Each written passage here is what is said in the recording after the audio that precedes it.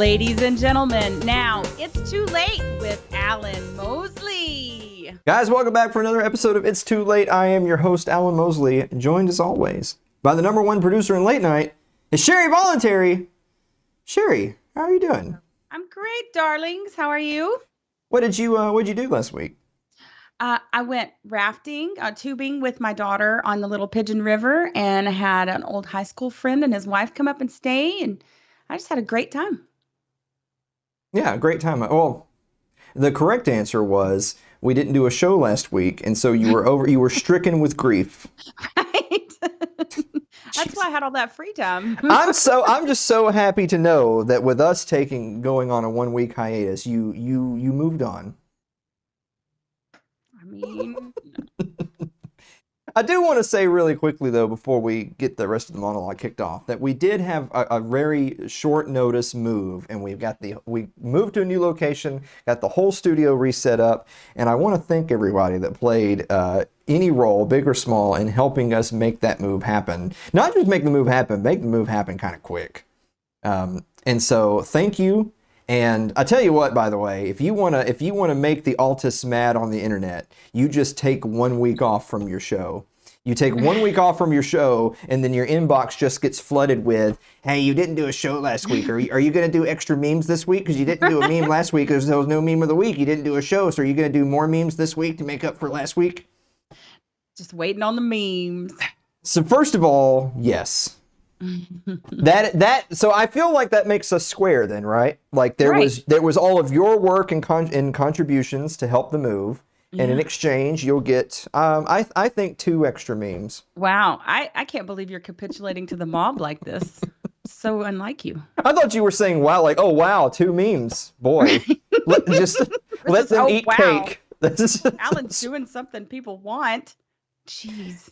I'll tell you what I did do this past weekend though, while we were getting settled in and all that, is that, well, so first of all, I was mostly just fighting other hobos on the street for a wheel of cheese. That's what I was really doing last week.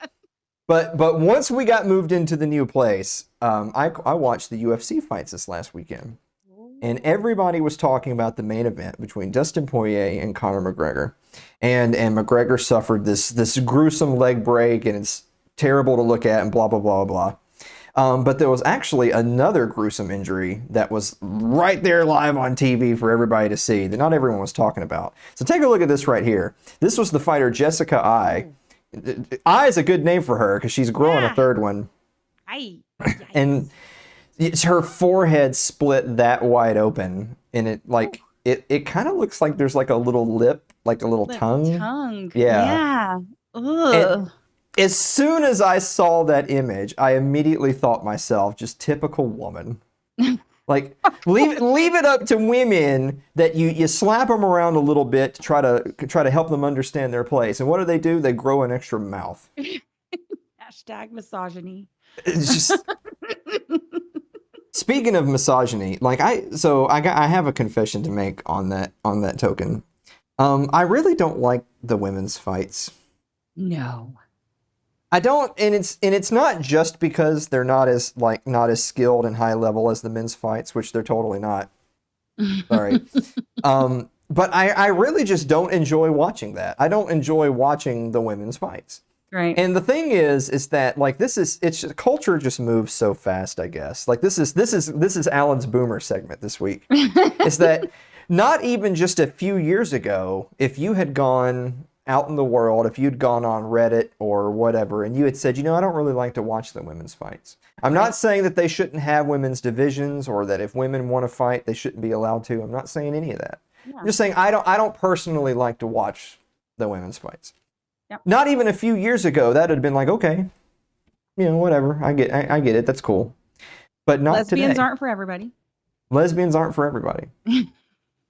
I mean, they got to be lesbians though, because the more attractive with bigger tits the female fighter is, the far less successful of a female fighter she is. Interesting. It just is. But I'm getting you're sidetracking me here. But the point being is that nowadays, if you go to those same forums and you say, I don't really like the women's fights, Just here comes, like, you could just, if you put your ear to the ground, you can actually hear the hooves of all the war horses, of all the white knights, all the white knights riding in to protect these ugly lesbians. And they're saying, well, you couldn't do what they do. Right. They're all so stunning and brave. And it's just, Right. and again, I'm not saying that they shouldn't, like, be allowed to fight. Right. I'm saying I don't like to watch the fights. You can't have that preference anymore. Sorry. Like I don't like to watch baseball. I don't think that baseball should be abolished. Hashtag abolish baseball now. That's what we're gonna do. That's what tonight's show is gonna be. Is hashtag abolish baseball now. So speaking of something that should be abolished, another thing that we missed last week. This was in our show notes, and we just didn't get a chance to do the episode. I was looking on Twitter, and I saw that Stalin was trending on Twitter. Wow. And me being me, because I guess this is just a personal failing of mine, I was like, okay, I got to click on it. I gotta know Train wreck. why. You gotta look. Why is Stalin? Yes, it's a train wreck. You got to look. And so it was this professor right here. Check out this guy. There was tweets by this professor from San Francisco named Dr. Asatar Bayer, which from now on he's going to be known as Dr. Asbear on this program. Dr. Hasler. So Dr. Asbear says, people say I idolize Stalin. Not true. I hold a fair and balanced view. The man was neither savior nor saint, but he was, at once, a very successful revolutionary, a great contributor to Marxist theory, and said to be a great listener and collaborator during discussions. And then there are his successes as a leader. First, the foresight to fear a belligerent German fascism. Then the tactical ability to successfully defeat the world's greatest invading army, combined with the strength to make tough decisions that have no easy answers. I simply think one should read everything the man wrote and then make up your own mind. I would certainly conclude that he is one of the great leaders of the 20th century. Good Lord. Yeah, it begs the question in my mind of how many millions of people do you have to murder before you're sort of disqualified from the conversation? Exactly. I guess not enough. 60 million is not enough. Yeah, 50 million, 60 million, whatever. Yeah, it wasn't enough. And of course, thankfully, because the internet is lovely, there was people on the internet posting responses like this right here who said, sounds like communist propaganda, but okay. Yeah. I know, that's one of my favorite graphics. It's great. It's just, so you had made the point off air that I thought was a really good point. Yeah, exactly. that you can clearly see the idolatry and the partisan hackery that's involved in conversations like this. Yeah. Because the same people who were saying, you know what, let's give Stalin a fair shake.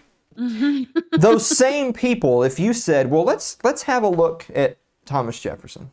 Right. Principles of 98, Virginia and Kentucky resolutions, Declaration of Independence, President of the United States, Founding Father, is someone who has actually worked to end the slave trade. Now, he wasn't able to end slavery, the institution, but he ended the North Atlantic slave trade. Mm-hmm. But none of that's good enough because he owned slaves, and therefore he should be erased from human history. Right. You can't appreciate anything about him, but no. Stalin. There's nothing. There's no redeeming qualities about Thomas Jefferson because he owned slaves at any point in his life. Therefore, none of his contributions to politics, education, any ideology, anything. It's all trash because he owned slaves. Right. But with someone like Joseph Stalin, of course, who murdered 50 million people, you know what? Let's have a fair and balanced view. Right. I swear to God. Good listener, you guys. He was a good listener. I've heard that. I've heard he was a good listener in conversations.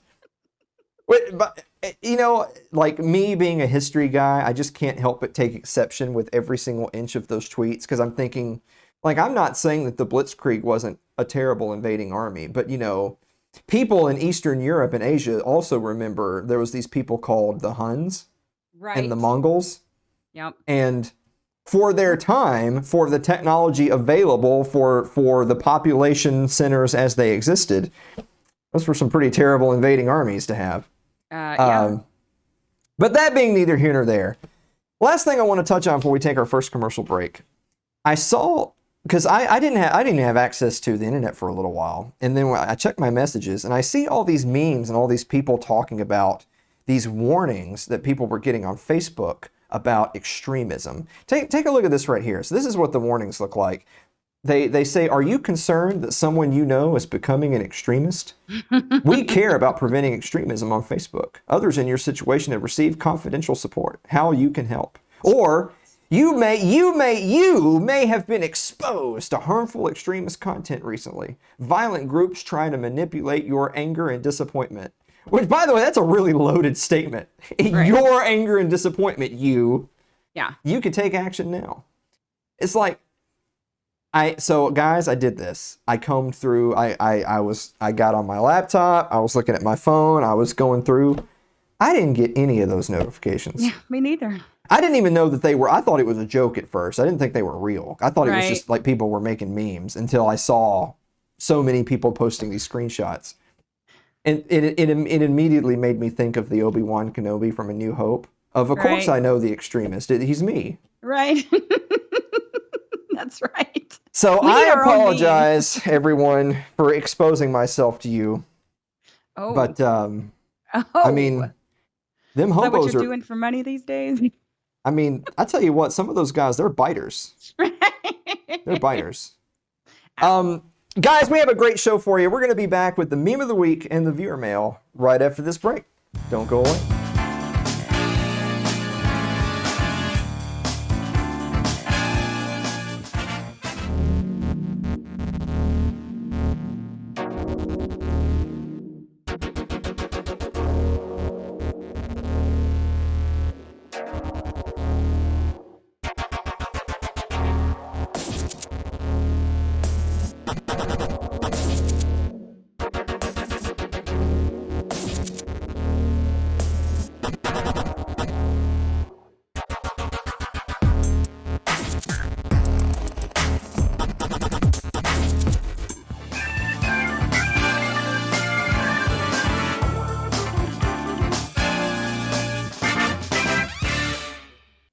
Hey, Sherry.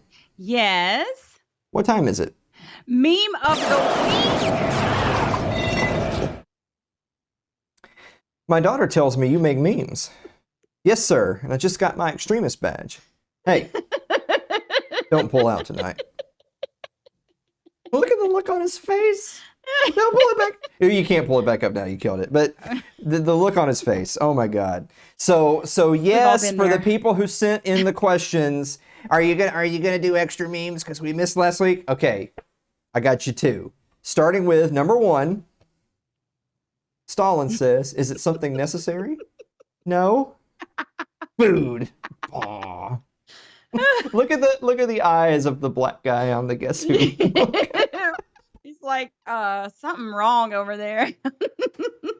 I'll tell you what, guys, if you're listening to the podcast and you're not watching the show, you're missing everything.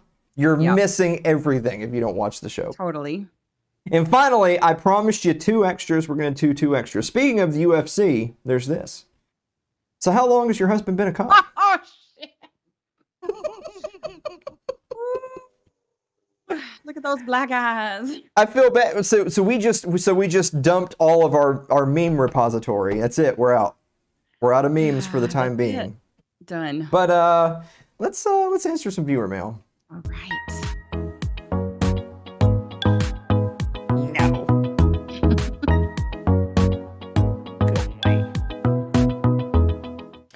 So we actually have viewer mail from last week and this week. We're going to try our best to go through all of them, but we're you know how it is. We're already over time, which means we're going to do them all. Right. Eric Eli writes, "Dear Alan and Sherry, do you soak your nuts? If so, how long do you soak your nuts, and in what do you soak your nuts?"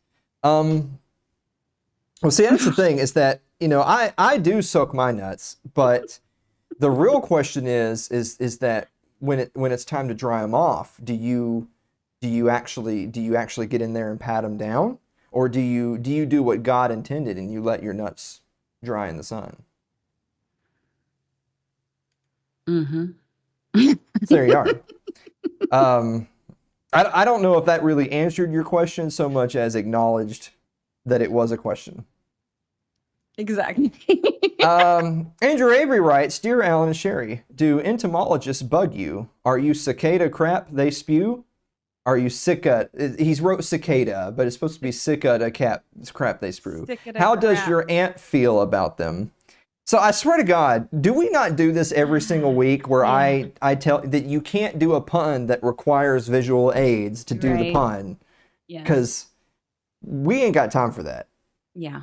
It's a miracle we even get through this show as it is. Yes, it is. All right. So Lyle Durio writes, Dear Alan and Sherry, is bowling making a comeback? What was the last time you went bowling, Sherry?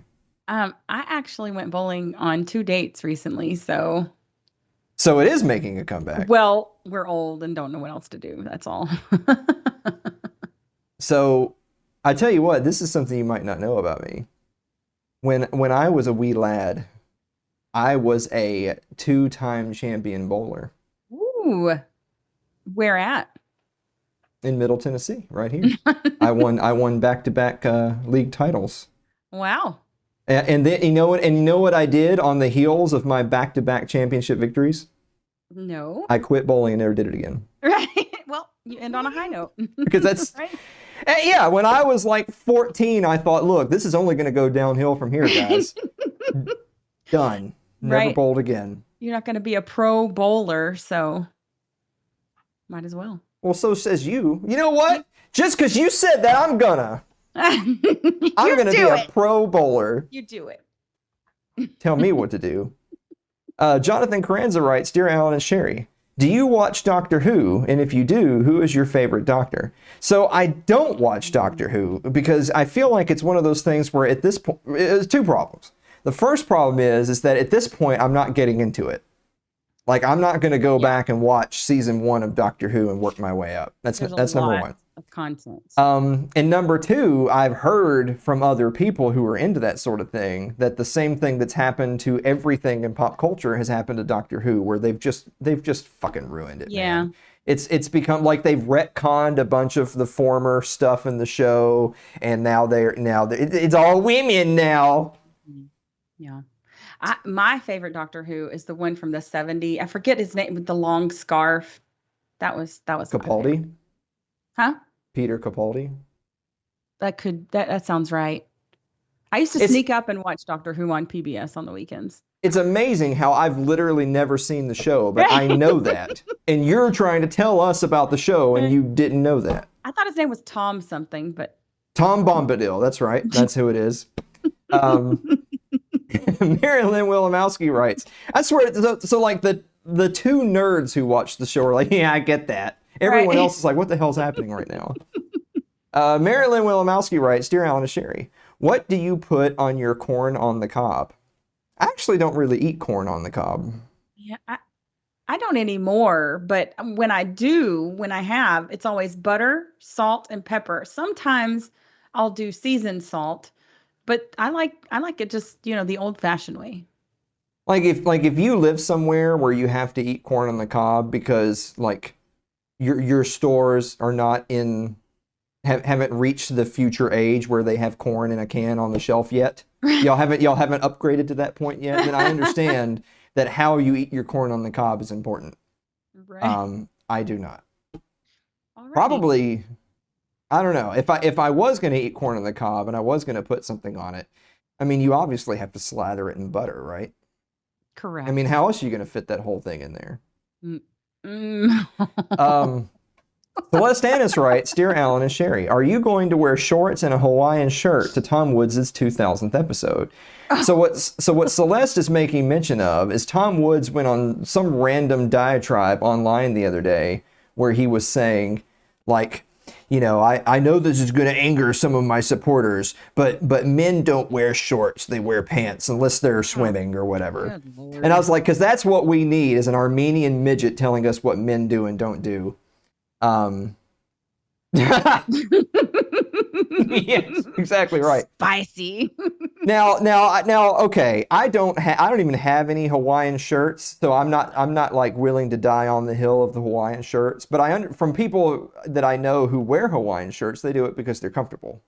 Yeah. and they like them. So I mean, look, if you if that's what you're really all that worried about and you want to die on that hill, it seems a little boomerish. Like I don't care. I just don't care. I mean, Sherry, this guy's like supporting the LP for God's I sakes. know. So I mean, so he ain't a I man. know. I still love Anyway, Clay Davis writes, Dear Alan and Sherry, July is the final month of no football. With the season just around the corner, how likely is it that Dallas will suck again this year?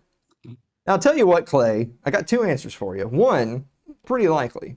But two, they're still going to be better than the Washington Potomac Drainage Basin indigenous persons, whatever the hell you call your team nowadays. They're actually still going by Washington football team. Did you know that? That's actually still their official name. Is I didn't know they Washington said that at football all. team. Swear to God. They should just call them the Washington Jigaboos, I think. Oh God.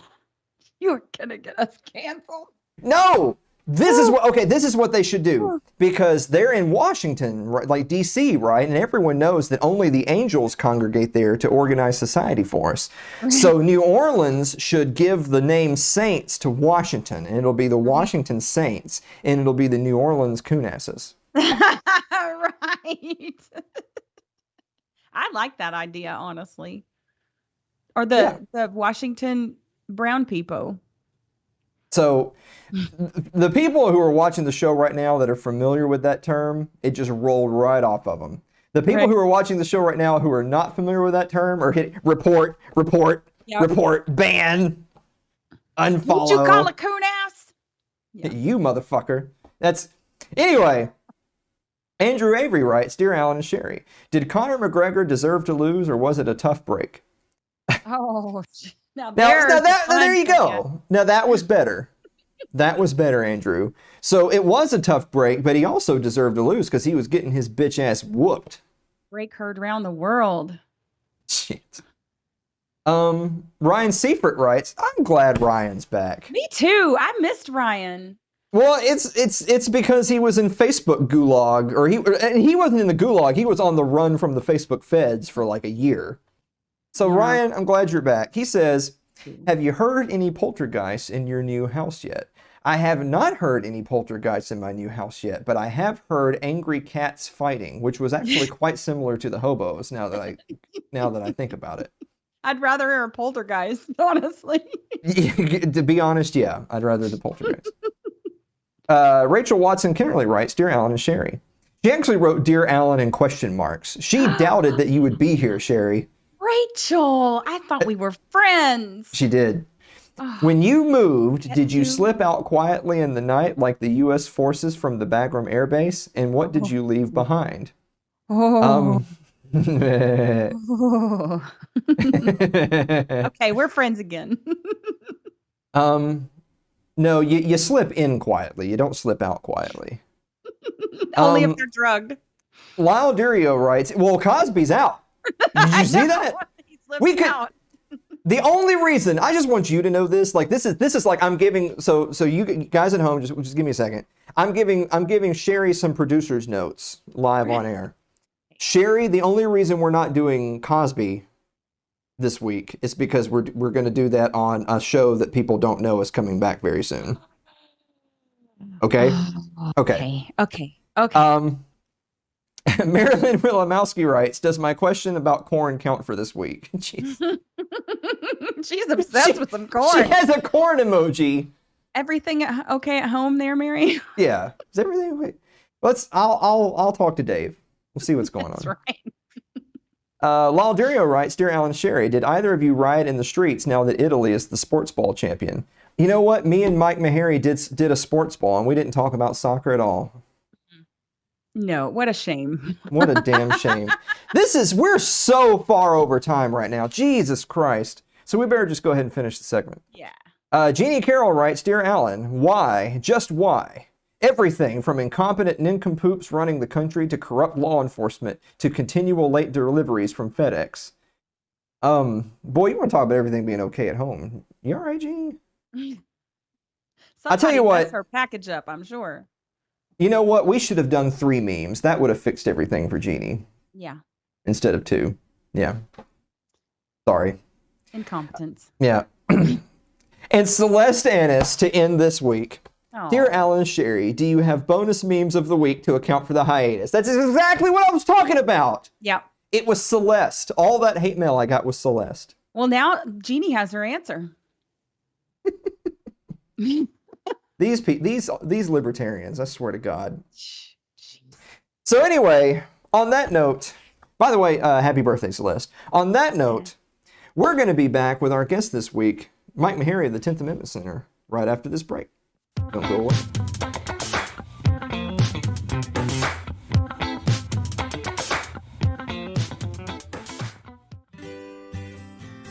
Your ad could be playing right now, reaching thousands of potential customers. Sadly, it's not, but it could be. Find out how to be an advertised sponsor for It's Too Late with Alan Mosley. Email us at info@alanmosley.tv.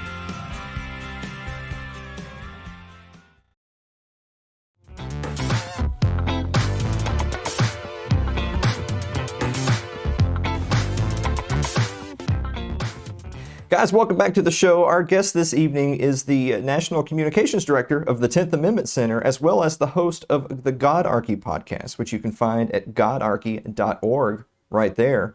And also, don't forget, the 10th Amendment Center is 10thamendmentcenter.com. I got that right, Mike. It's 10thamendmentcenter.com, godarchy.org, because altists do their websites different. Oh, hello. Mike Meharry, welcome back to the show. Gosh, thanks for having me. It's been a while. It has been a while. I was going to ask you how things have been, but I actually know how things have been for you. They've been great because all your sports teams keep winning. I know. We're calling it Champa Bay down here now. Oh, Yeah. Jesus Christ. Of course, you know the Lightning broke the cup.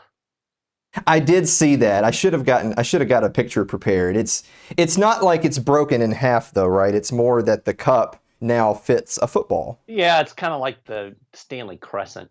The funny thing is they have to actually send it to Montreal to get repaired, which is who they beat. So that was kind of funny. Anyway, yeah, I'm pretty happy about all of that. I got my Tampa Bay Bucks repping the Brady crew. Do you think when they send it to Montreal that they're going to pee in it?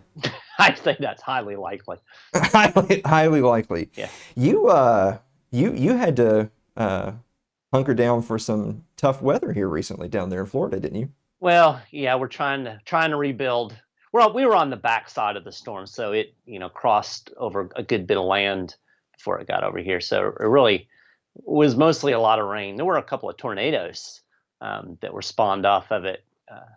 One up in Georgia and one down in Jacksonville. But over here it was just kind of a dreary, rainy day with some wind. You're used to crossing a lot of land on the backside, aren't you? No. Okay, fair enough. Now, was it an actual hurricane when it was like crossing over the Jacksonville area, or had it already degraded, deplatformed? They already deplatformed Elsa to a tropical storm by that point. Actually, she wasn't even a tropical storm by the time she got over to this side. So she was a hurricane for a brief minute when she was going up the Gulf Coast. And then by the time she made landfall, which was up around Cedar Key, if you see a map of Florida, it's like where the bend is. By the time she got there, she was a tropical storm, and she pretty quickly dropped down to I guess would be a tropical depression. Now, I know the difference between a hurricane and a tropical storm, but what's the difference between a tropical storm and a tropical depression? Well, basically, it's just the difference in wind speed. So once it drops below, I think it's 35 or 40 miles an hour. Once the sustained winds drop below that level, then it is considered a depression. Now, interesting thing is initially a depression will not be named. So it'll be just like depression number 3. But once it reaches tropical storm strength, that's when they get a name. That must be why they call it a depression. It's just unnamed, like me. See, I always thought that a tropical depression was just like the normal depression you have, but the weather's nicer outside. Well, actually, it's the opposite. It's like when you have really bad weather, and you had plans like to go to the beach and you can't because it's raining. That's a tropical depression. Now, for folks at home that might not be aware of this, Mike and I used to do this little show called Sports Ball. And I'm badgering Mike to start doing sports ball with me again. But in our defense, it's not that we quit doing sports ball because we didn't enjoy doing sports ball. It's because there was no sports anymore when we quit doing That's sports ball. true. That's true. COVID kind of killed sports ball, and then it just never came back. I tell you what, though, viewers out there, if you want sports ball to come back, send me money. Yeah, right. I You was send me having a money, I guarantee you that sports ball will come back. Might come back I anyway, but money would guarantee it. I had a very similar conversation with our mutual friend Sherry Voluntary talking about postcards from Somalia. Hmm. And our exact feeling is that the content that we do now is what you get for free. Right? To do more than this, that costs money. I, Yes. I feel like that's the fairest way of putting it without feeling like you're badgering the audience, if that makes sense. I don't have a problem with badgering your audience.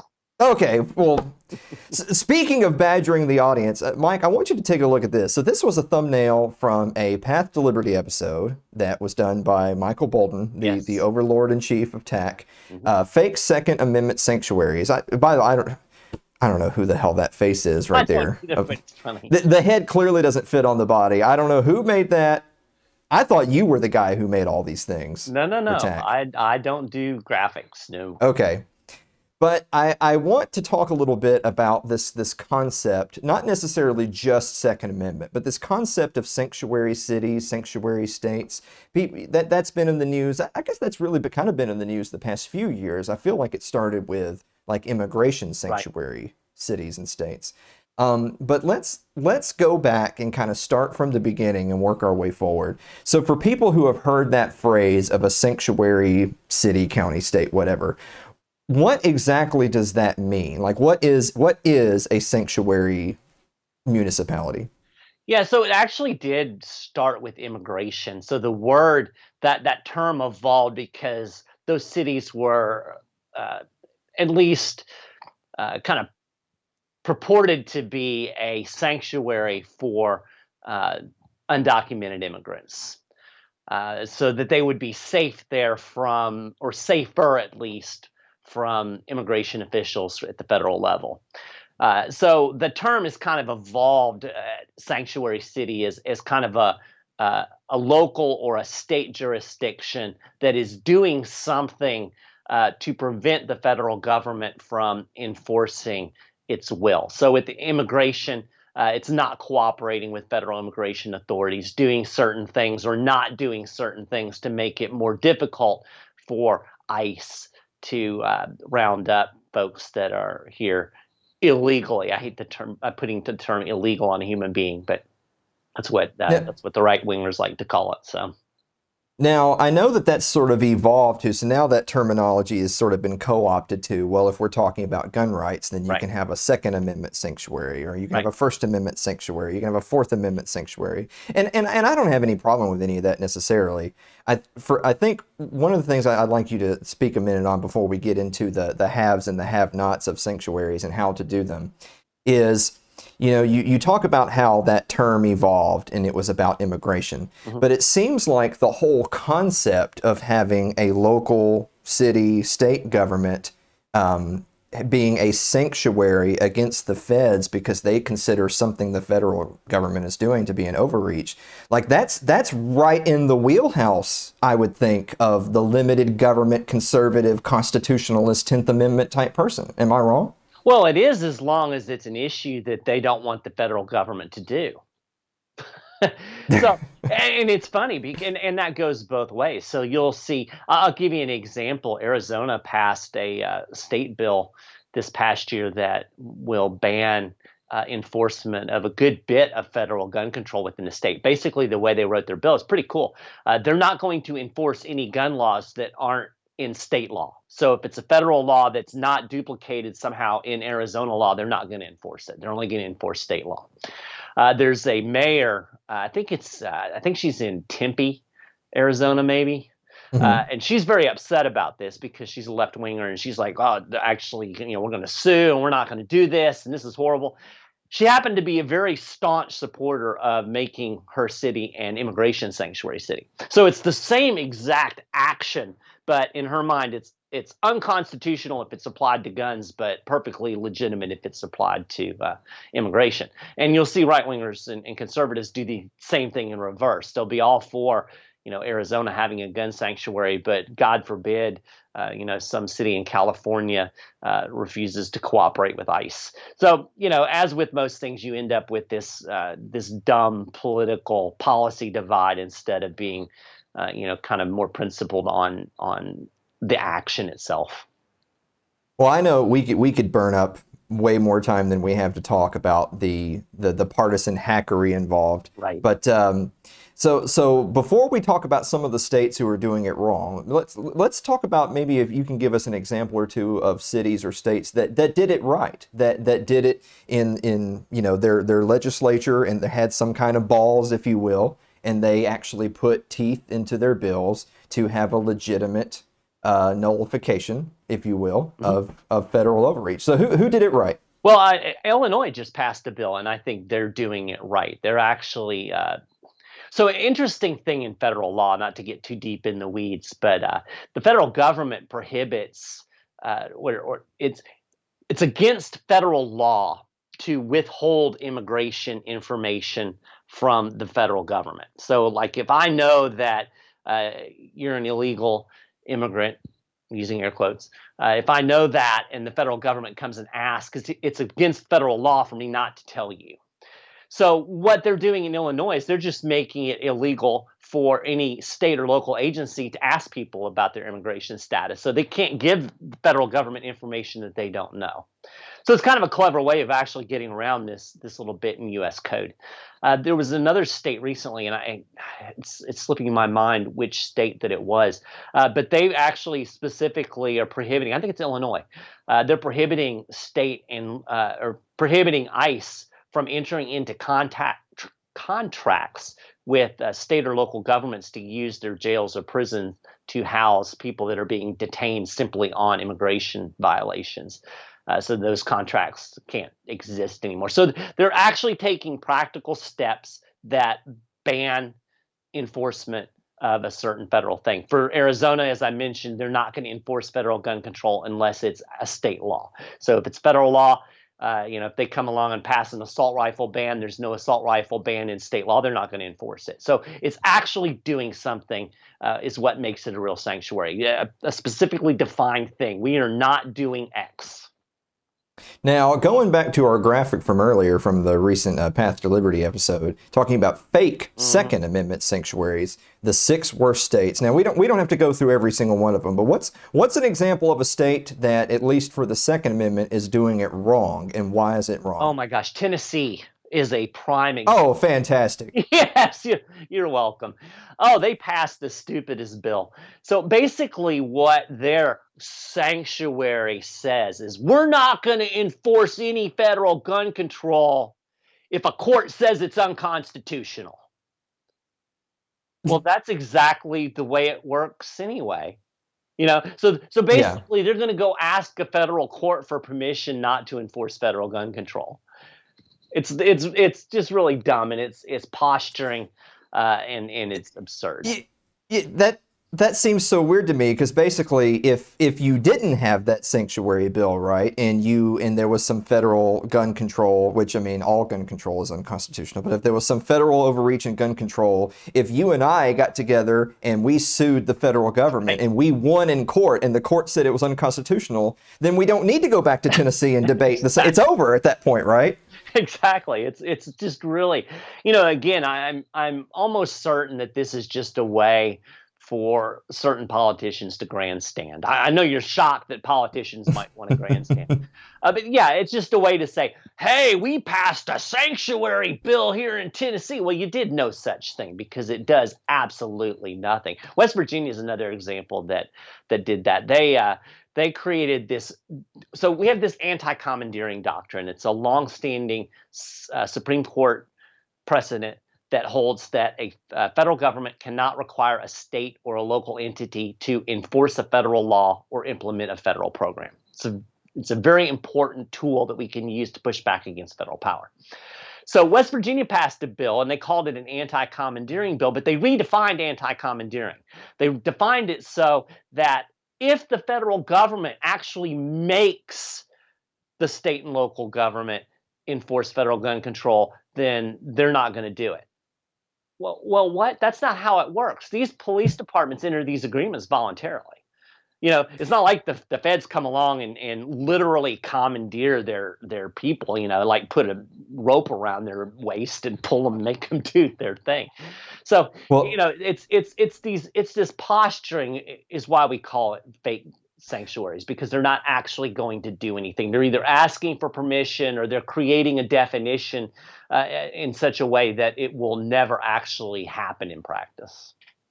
we're going to try to sneak this in right before the commercial break, Mike. Is there specifically for the Second Amendment sanctuaries? Did anyone do it right? Yeah, Missouri and Arizona are two states that I mentioned. Arizona, Missouri as well, that passed really solid Second Amendment sanctuary bills that actually prohibit specific federal. I didn't say that right. They actually prohibit cooperating with the enforcement of specific federal action. So they define what the action is and they say we are not going to enforce that, instead of saying, well, if a court says something or if this happens, say, no, this is black and white. We're not going to enforce X, Y, and Z. So that is an effective sanctuary, actually doing something. On that note, guys, we're going to take a quick commercial break, and when we come back, I'm going to badger Meharry into doing a soft episode of Sports Ball. Be right back after this.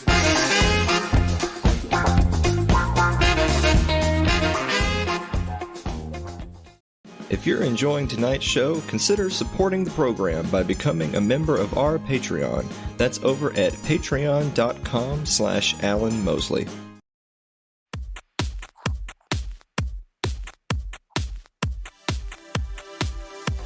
Attention, armchair quarterbacks and shower thought GMs. It's time for this week's episode of Sports Ball with Mike Meharry and Alan Mosley. The guy doing that intro sounds really familiar. Yeah, it does. This is cool nostalgia. I know, blast from the past. Yeah. This was back when Tampa Bay still sucked. It They'll always suck in our hearts. yeah. And probably soon once again in reality. Guys, welcome for a quick little episode of Sports Ball. I am your host, Alan Mosley, joined as always by my co-host and Tampa Bay sports superfan, which is less embarrassing than it once was. Yes. Mike Meharry. Yeah. The only thing we have to be embarrassed about now is the antics of our athletes as they break Stanley Cup trophies in boat parades and drunkenly throw Lombardi trophies across the river. Part of me actually genuinely wishes that the Lombardi would have fallen into the water just to see the cavalcade of people diving into the bay to try to retrieve the trophy. Because they would have, right? Like you would have seen drunk retards jumping into the water. Well, they actually had a dive team on standby for the Stanley Cup parade this week. Oh. So they were prepped for it. Okay, fair enough. On that note, we're gonna start off today with the story of Sha'Carri Richardson. Now, I know this has already been in the news, but we're gonna cover this because we're getting back to sports ball. U.S. sprinter Richardson banned from Olympic 100 meter after cannabis test. Now, that article is actually a little bit old. We do have the update. The only chance she had to be on the team at all was to be a part of the relay, and they actually excluded her from the relay as well. And that was just their own. That was just their own decision. It wasn't that she had to necessarily be excluded from the relay team as well. They chose to do that.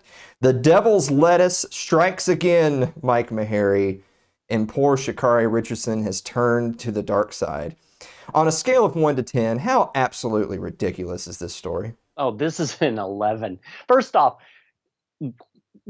in what world is weed a performance-enhancing drug? Like I use marijuana medicinally, and it doesn't make me want to go run fast. I'm just saying. Yeah, well, even if it makes you feel like you want to, it doesn't mean you can. No, I can't anyway. But yeah, it's just crazy to me that this is still an issue in 2021. Well, it's what's crazy to me is I kind of had two thoughts about it. Is one is there's always that boomer response, right? Of, well, she knew what the rules were. The rules were you can't smoke dope, and she did it, so she broke the rules. And I like that is such a boomer response, and it actually infuriates me that I see other people walks of life, like seeing 20-year-olds and 30-year-olds and 40-year-olds saying that line if this is right, this is the right thing to do. She shouldn't be in the competition, and it reminds me of. So for students of history who understand the racist history of the drug war and specifically marijuana, by the way, like I don't even care if she was, I mean, you know us, if you told me she was doing crack cocaine, I'd say she can't afford the better stuff. But the point being is that it's not just that it's not really a PED. And by the way, she has the sob story of, she had I believe her mother had passed away and she was, and that's sad, but she doesn't have to explain anything to me. She doesn't have to explain anything to anybody. That's the beauty of individual liberty is you don't owe anyone a goddamn explanation. Right. But the point being is that as you already put it, that here we are in current year, and it's you can Google in 5 minutes and have readily at your fingertips the racist histories of the war on drugs and specifically marijuana, and yet things like this are still happening today. And I want to just make one other point, and I'll turn it over to you on this because I know you've been an athlete, you've played competitive sports. Does it not stick in your craw when you were a hockey player, when you're on the ice, if you knew that the best team wasn't on the ice? Say you finish second in a tournament, and it's because the team that would have finished second was excluded because they smoked pot. Does it not eat at you in the back of your mind that we don't belong here because the best team didn't get to compete? If you're one of the sprinters, if you win the gold medal knowing that she could finish the 100 meters half a second faster than you know that though, right? Like it sticks in your brain. Yeah, absolutely. If you are really a high level competitive, and I was never a high level competitive athlete, let's be honest here, but I'm very competitive. And yeah, I want to face off against the best. I want to prove Sure. myself against the best. Even if it's beer league hockey, I get jacked up for the game against the team that's in first place. I don't want them to be disqualified in the playoffs for some dumb reason. And then, for some miracle, our team actually wins a couple of games and wins the championship, but the best team isn't. No, there's something. If you're a real competitive athlete, there's something in that just sticks in your head, and you're like, yeah, it's just not quite legitimate, if that makes sense. No, it makes sense completely. Speaking of getting jacked up for the team in first place, how about Team Nigeria knocking off Team USA men's basketball in now admittedly it was just a scrimmage, and I know that all of the oorah nationalistic types who are chanting USA, USA, they're out there right now all over Twitter saying it was just a scrimmage. Why are you celebrating? I'll tell you why they're celebrating, and it goes right back to the same point you just made. If I was on Team Nigeria and we were a 60-point underdog and we just beat Team USA, I don't care if it was in a game of horse. We just beat them. Stuck on that. Am I wrong? That's right. And from the other standpoint, when I was playing at USF and playing college hockey, we scrimmaged a high school team.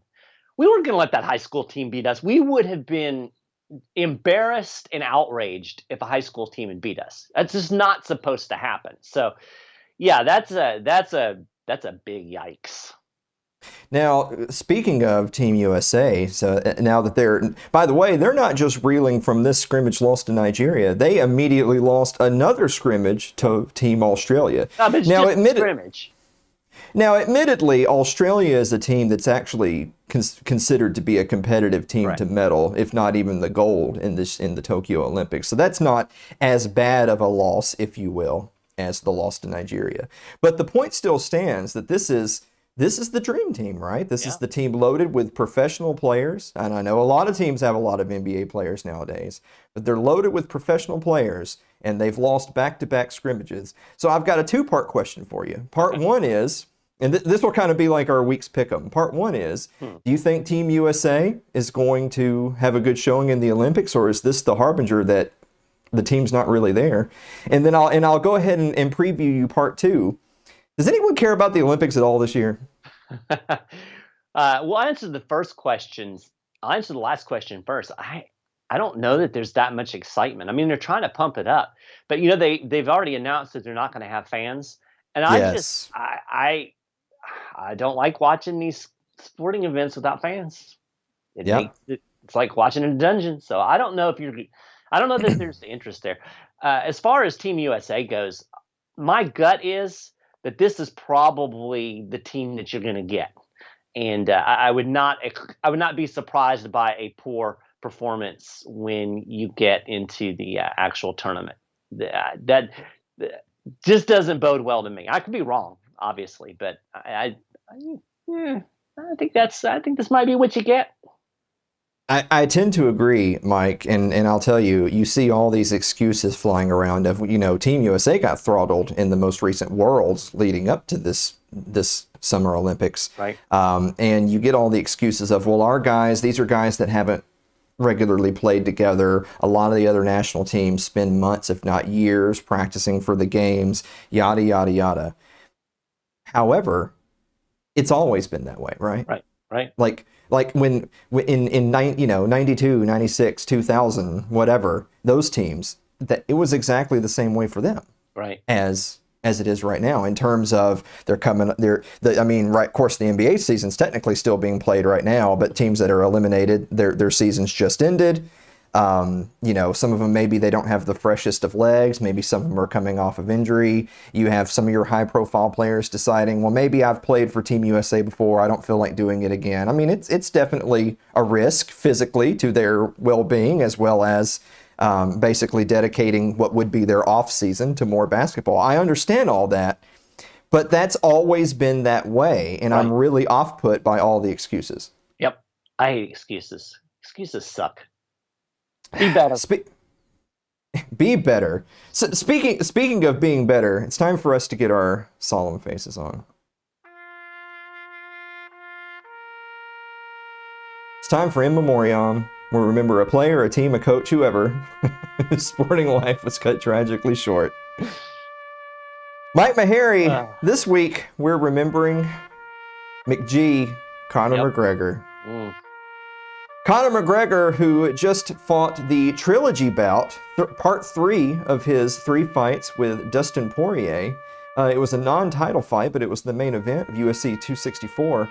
It ended in the first round after a doctor's stoppage because, I'm sorry if you're faint of heart, look away. Yikes. I don't think your foot's supposed to do that. It's not supposed to do that, but I do want to point out, by the way, 2 of the 3 judges' scorecards had him losing 10-8 that round. So he didn't lose this fight because of an unlucky break. He lost this fight because he was getting his ass beat. Mm-hmm. Take that, McGregor fans. Yeah. Now, I want to turn this really quickly over to you. McGregor, as you may very well know, is not exactly the most humble in defeat. No. And with this very fight, leading up to the fight, he was making some pretty serious threats to Dustin Poirier. And laying on the mat with his legs shattered, he was literally screaming death threats publicly for the whole world to hear for Poirier, his wife, and his infant daughter. Not to be outdone, he's gone on and tweeted tweets that have since been deleted, implying that he was going to have Poirier and his infant daughter murdered. Is there anybody else other than a superstar athlete who just so happens to make the organization a lot of money that could get away with those types of antics? Yeah, it's really interesting contrasting that with our dear sprinter who was smoking a little wee-wee. Yeah, exactly right. I want to say this before we move on to the end of the segment here. Dustin Poirier, some of the things that Conor McGregor said that were a little bit less lethal to Poirier is because Dustin Poirier is from Southern Louisiana. He was a blue-collar guy growing up. Nowadays, he's a fighter. He does a lot of charity work, and he makes a hot sauce. That's the kind of guy Dustin Poirier is. Right. But the point being is that McGregor treated him as if he was stupid, called him a redneck, called him a hillbilly, called him uneducated. And literally standing there in the ring with McGregor laying on the mat, beaten to a pulp with his leg broken, still shouting obscenities at Poirier while he was getting ready to do his post-fight interview with Joe Rogan. Mm-hmm.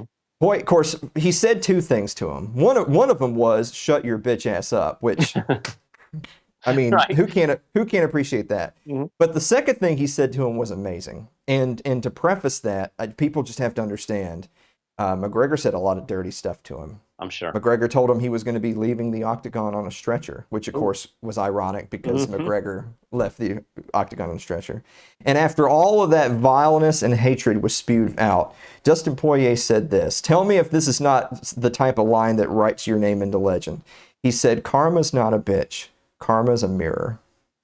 That is awesome. Oh, it's so good. And it's true. Yes, it is. It is very true. It reminds me of the old what was the old it was Jerry Rice, wasn't it? The one that said, talking about after you score a touchdown, act like you've been there before. It might have been Barry Sanders.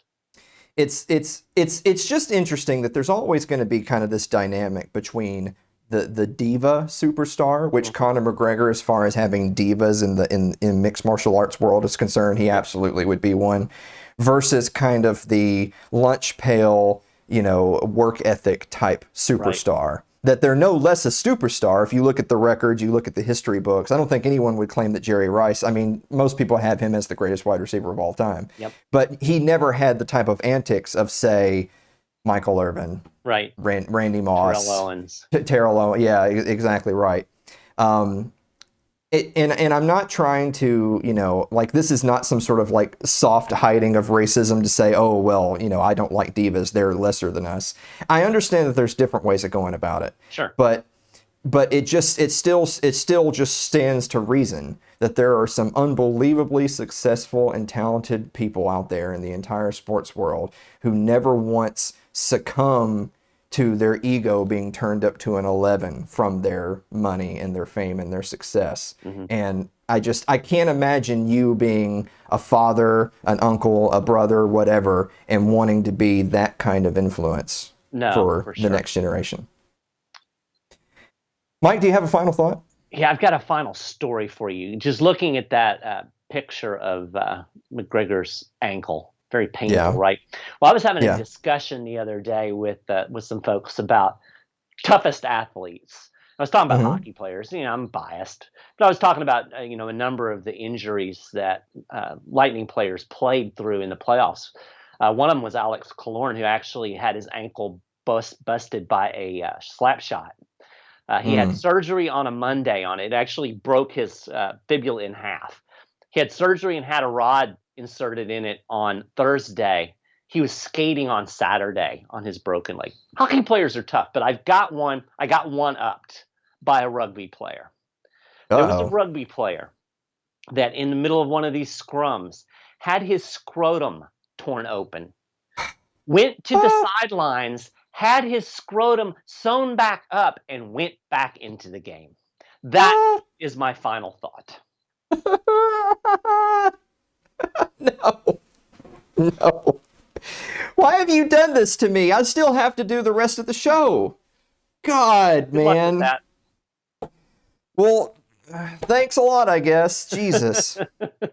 Mike, where can people go to support TAC, you, GodArchy, everything? Go to 10thamendmentcenter.com to support the TAC. If you do that, you can get a new ebook that was just released that I wrote called The Constitution versus the National Bank. Or it might be the National Bank versus the Constitution, one way or the other. You can get that for free if you join up at TAC. So go to 10thamendmentcenter.com. If you want to listen to Christian Gotti stuff, you can go to godarchy.org. That's the best two places to find me. All right, guys, we're going to be right back to wrap up the show right after this break. Don't go away.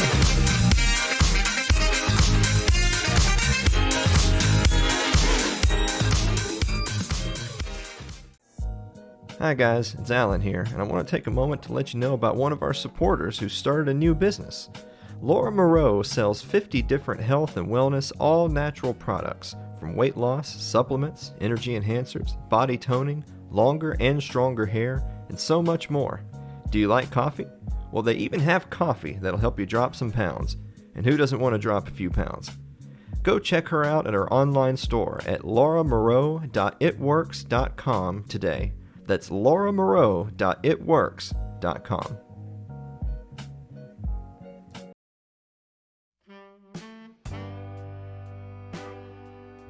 Like our Facebook page, facebook.com/AlanMosleyTV. You can follow me on Twitter. It's twitter.com/AlanMosleyTV. Subscribe to our YouTube page. It's youtube.com/AlanMosleyTV.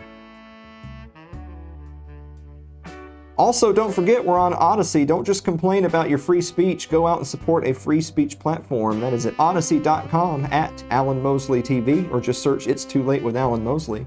As well as, if you like to listen rather than watch, we're on your favorite podcasting platform of choice. Thanks to Anchor.fm. That's Anchor FM, Alan Mosley TV. Sherry, do you have a final thought? Yeah. Don't bother Stalin. Just don't do it. Just don't bother him. He was a good listener. Just let that good man lie. Guys, thank you so much, and we will see you next week.